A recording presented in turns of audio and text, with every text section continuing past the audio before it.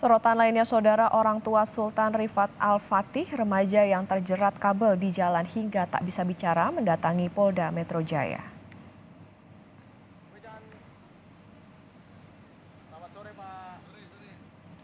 Kedatangan mereka untuk berkonsultasi kepada polisi terkait permasalahan yang menyebabkan anaknya menjadi terluka.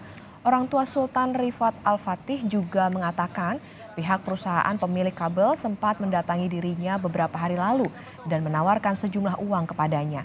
Namun orang tua Sultan menolak uang itu.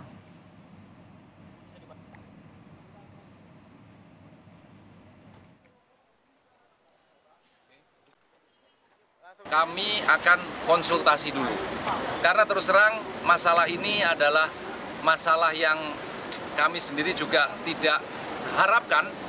Jadi kami mau konsultasi dulu dengan Polda untuk mendapatkan pencerahan sebelum kami akan melakukan atau menindaklanjut berikutnya.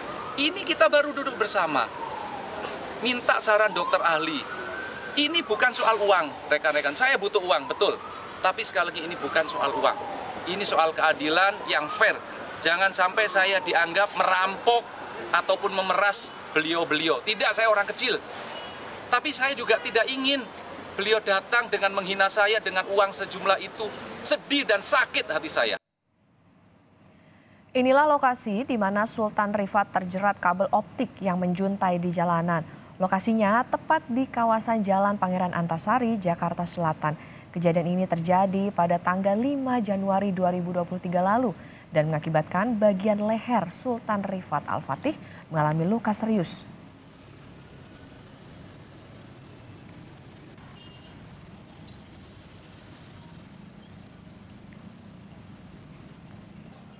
Seorang mahasiswa menjadi cacat setelah terkena jeratan kabel optik yang menjuntai di Jalan Pangeran Antasari, Jakarta Selatan. Korban kini mengalami kesulitan hingga tak bisa berbicara. Dari hasil pemeriksaan, dokter menyebut korban mengalami luka parah yang mengakibatkan tidak bisa berbicara, makan, dan minum secara normal. Pihak keluarga berharap agar pemilik kabel dapat bertanggung jawab.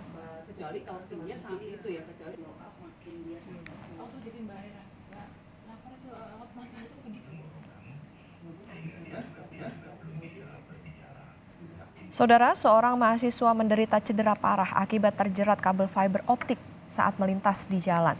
PJ Gubernur DKI Jakarta meminta agar pemilik kabel mau bertanggung jawab atas kejadian ini. 7 bulan sudah, Sultan Rifat Al-Fatih harus menanggung derita. Ia mengalami cedera parah di bagian leher lantaran terjerat kabel optik fiber 5 Januari 2023 silam.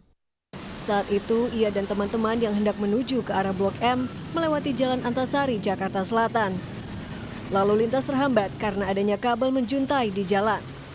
Saat itu, sebuah mobil SUV yang berada di depan Sultan tak mengetahui bahwa ada kabel tersangkut di bagian atas kendaraan. Kabel itu pun terhempas dan mengenai leher Sultan hingga ia terpelanting dan jatuh ke belakang.